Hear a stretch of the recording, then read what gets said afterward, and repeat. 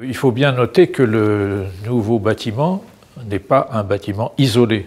C'est un bâtiment qui appartient à la ville, qui poursuit un bâtiment existant, et donc déjà c'est une condition que l'on ne rencontre pas forcément lorsqu'on construit un bâtiment comme un hôpital. Généralement un hôpital, quand il est neuf, il est généralement isolé, et les problèmes qui se posent sont plutôt, je ne dis pas faciles à réaliser, mais du moins on n'a pas de contraintes trop importantes du côté de bâtiments qui puissent exister. Ici, ce n'est pas le cas. Ici, la difficulté et l'intérêt aussi, c'était de poursuivre le bâtiment existant et donc de rendre la fonctionnalité efficace du nouveau bâtiment par rapport aussi au bâtiment existant. L'un n'était pas séparé de l'autre.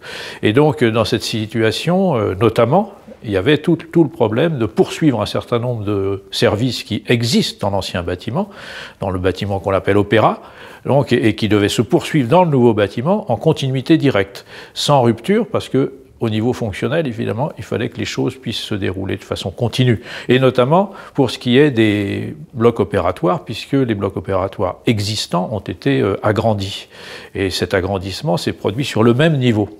Donc, du point de vue fonctionnel, c'est au fond une seule grande entité, l'hôpital, à la fin. Après, du point de vue du confort, il y a un certain nombre d'exigences qui ont été formulées par l'hôpital, notamment en ce qui concerne le confort des patients. La demande de l'hôpital, c'était des chambres à 2 lits, et donc des chambres qui pouvaient offrir un confort largement supérieur à ce qui existait. Les chambres à 2 lits étant elles-mêmes d'un confort individuel très très grand. Toutes les questions fonctionnelles, comme je les ai expliquées, sont liées à l'existence du bâtiment ancien. Et ces questions fonctionnelles, elles permettent d'abord d'apporter un certain nombre d'équipements qui pouvaient être déficients ou des équipements nouveaux dans le nouveau bâtiment. Et aussi un certain nombre d'espaces qui pouvaient être des espaces dévolus au fait que l'hôpital est un hôpital universitaire. Donc dans cette mesure-là, il y a régulièrement des conférences, il y a régulièrement des séminaires, il y a régulièrement des sessions de formation.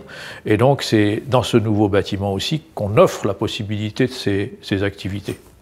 Un hôpital, c'est pas simplement un bâtiment fonctionnel où on vient, évidemment parce qu'on est malade, évidemment on vient recevoir des soins, ça c'est sûr, mais aussi c'est un bâtiment public aujourd'hui, c'est un bâtiment dans lequel le public entre, peut un peu séjourner parce qu'il y a des cafétérias, parce que c'est un monde qui vit presque un peu en soi.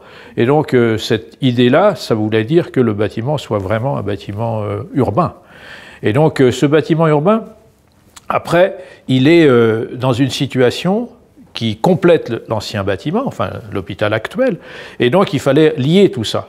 Et cette liaison, elle s'est faite assez naturellement pour nous, architectes, je dirais, c'est-à-dire de poursuivre ce qui est la traversée principale de l'hôpital actuel, de la continuer, mais de la continuer de telle sorte qu'elle puisse redescendre au niveau de l'espace public, c'est-à-dire redescendre sur la rue. Et donc c'est cette continuité-là qui a fourni presque une espèce de fil à l'intérieur du bâtiment qui permettait d'organiser un peu toutes les choses.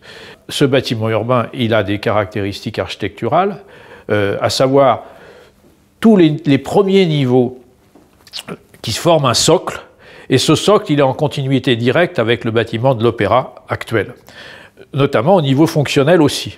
Et puis au-dessus de ce socle, qui est très important parce qu'il représente au fond 4 niveaux d'un bâtiment urbain normal, entre guillemets, largement. Et donc au-dessus de ce socle, il y a toute la partie hospitalière au sens accueil et chambre, c'est-à-dire à ce moment-là, toute la partie au-dessus, c'est 7 niveaux de chambres. Et ces 7 niveaux de chambres, c'est elles qui représentent en quelque sorte l'avenir de l'hôpital pour les patients.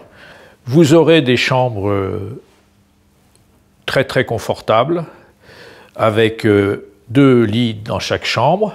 Ça, c'était un souci des HUG de vouloir ce type de chambre. Souvent, il peut y avoir des chambres individuelles avec un seul lit. On a quand même, à partir même d'un certain niveau, et assez rapidement dans le bâtiment, des vues magnifiques sur Genève. Hein, c'est pas tout à fait indifférent quand on est un patient dans son lit et qu'on est obligé d'y rester. Donc c'est aussi cette dimension-là qu'on a apportée.